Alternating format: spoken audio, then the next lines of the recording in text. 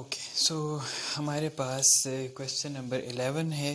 Question number 11 में हमने elastic और इन इलास्टिक कोलिजन्स को एक्सप्लेन करना है और हमने ये बताना है कि जब इन इलास्टिक कोलिजन्स को हम कंसिडर करते हैं तो वो जो एनर्जी है लूज होती है, एनर्जी लॉसेस होते हैं, वो एनर्जी जो है किन वजूहात पे जो है वो ज़ाया होती है। सो सबसे पहले हम देखते हैं कि इलास्टिक कोलिजन्स क्या होते हैं।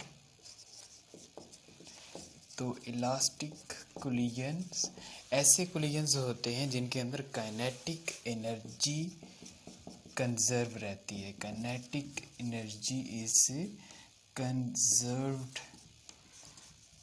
During collision.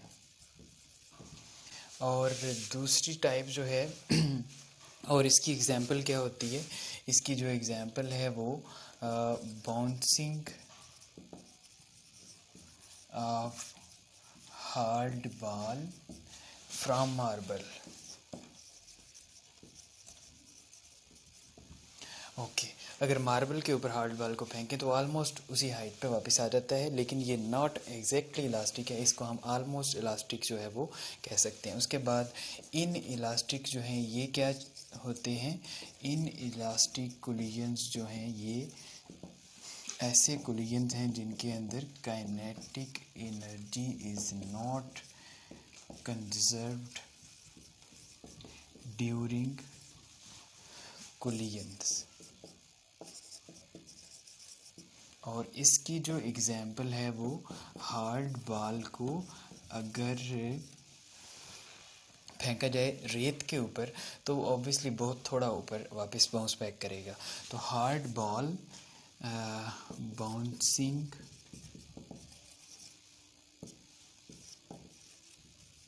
फ्रॉम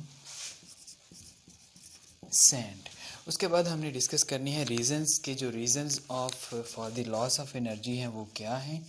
तो रीजंस फॉर एनर्जी लॉस, तो एनर्जी लॉस की जो रीज़न है उसके अंदर सबसे जो मेन रीजंस हैं वो है रेजिस्टिविटी, फ्रिक्शन और इस तरह के जो फोर्सेस हैं जो कि एक्सटर्नली इंटरफेयर करती हैं, इनको हम कहते हैं दीज आर द रीजन। तो सबसे पहली इसके अंदर रीज़न क्या आएगी, एयर फ्रिक्शन।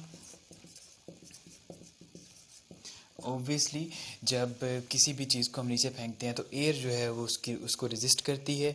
इस तरह की जो फ्रिक्शन है ये भी एनर्जी लॉस में आती है, इसको हम कहते हैं एयर फ्रिक्शन। उसके बाद फ्लोर की जो फ्रिक्शन है, जब बॉल को नीचे फेंका जाता है तो जाके वो टकराता है फ्लोर के साथ, तो फ्लोर की सतह के साथ उसकी जो फ्रिक्शन है उसकी वजह से भी एनर्जी लॉसेस होते हैं। इसके अलावा साउंड प्रोड्यूस होता है और साउंड की वजह से एनर्जी लॉसेस होते हैं, और कुछ एनर्जी जो है वो हीट में कन्वर्ट हो जाती है। तो these are reasons for energy loss during inelastic collisions. Okay next question है हमारे पास क्वेश्चन नंबर 12। और क्वेश्चन नंबर 12 जो है इसके अंदर हमने सबसे पहले प्रोजेक्टाइल मोशन को डिफाइन करना है। और प्रोजेक्टाइल मोशन आपको पता है एक 2 डायमेंशनल मोशन होती है जो कि इनर्शिया और ग्रेविटी के एक्शन के अंडर होती है, उसको हम नाम देते हैं projectile motion. Motion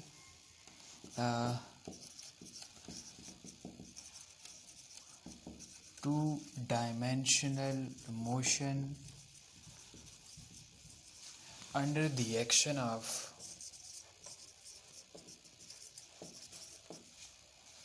gravity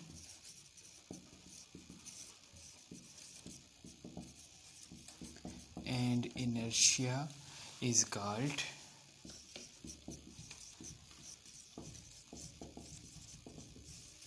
projectile motion। और इसकी एग्जाम्पल क्या हो सकती है, किक्ड फुटबॉल। ठीक है, फुटबॉल जो है वो किक्ड, अगर यहाँ से इसको किक लगाई जाए तो ये कुछ इस तरह का पाथ बनाएगा। इस तरह की मोशन को हम कहते हैं 2 dimensional motion, projectile motion.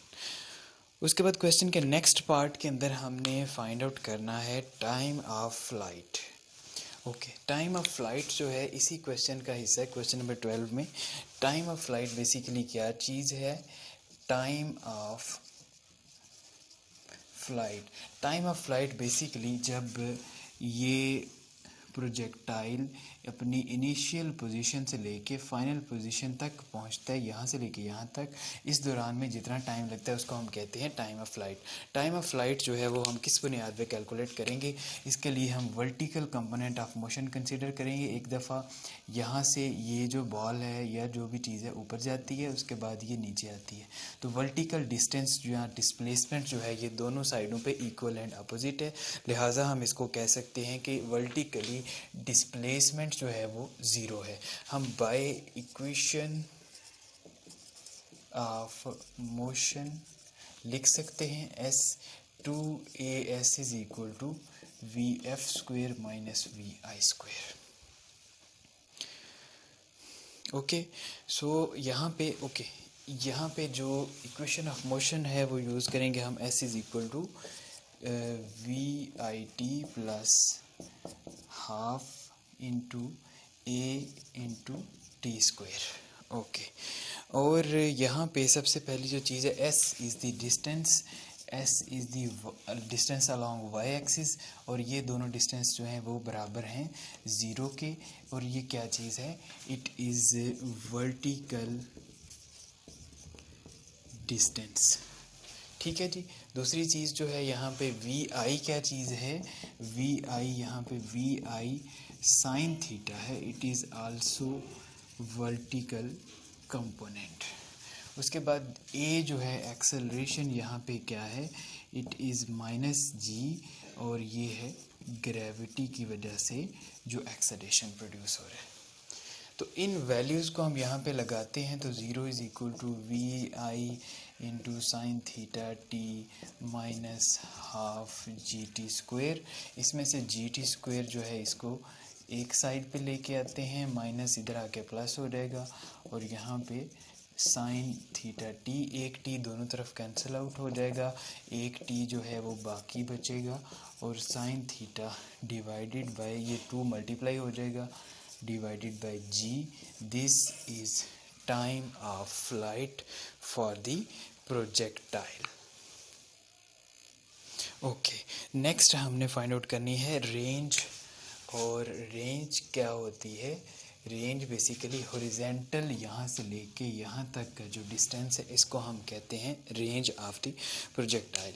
Range of the projectile के लिए हम यूज़ करेंगे s is equal to v t, और यहाँ पे s जो है ये हॉरिजेंटल डिस्टेंस है और इसको हम कैपिटल R से डिनोट करते हैं, जबकि v यहाँ पे horizontal component we i cos theta के बराबर होगा, और टाइम यहाँ पे ये वाला जो ऑलरेडी हमने टाइम ऑफ फ्लाइट कैलकुलेट किया है, तो इसके मुताबिक रेंज किसके बराबर आ जाएगी? V i cos theta into t, और टी की जगह पे v i into sine theta over g. So range जो है हमारे पास आ जाएगी R is equal to 2vi square into sine theta into cos theta over g. अब हम ट्रिग्नोमेट्रिक फार्मूला के so we were discussing range, तो यहाँ तक हमने इस फार्मूले को लेके आना है। उसके बाद हम एक ट्रिग्नोमेट्रिक फार्मूला यूज़ करेंगे जिसमें sine 2 theta is equal to sine theta into cos theta के बराबर होता है। इस फार्मूले को यहाँ पे पुट करेंगे तो range will become equal to v i square into sine 2 theta divided by g. This is the formula for the range. अब हमने इसके बाद क्या कैलकुलेट करना है कि कब ये रेंज मैक्सिमम होगी। तो मैक्सिमम रेंज के लिए हम कंडीशन क्या रखेंगे? इस फार्मूला के अंदर देखते हैं जो चीज़ वेरिएबल हो रही है, वेरी कर रही है, वो बेसिकली साइन 2 थीटा है। साइन 2 थीटा कम भी हो सकता है, साइन 2 थीटा जो है वो ज़्यादा भी हो सकता है। जब इसकी मैक्सिमम वैल्यू आएगी तो रेंज मैक्सिमम होगी, और इसकी मैक्सिमम वैल्यू जो है वो कब होगी? When range will be maximum eight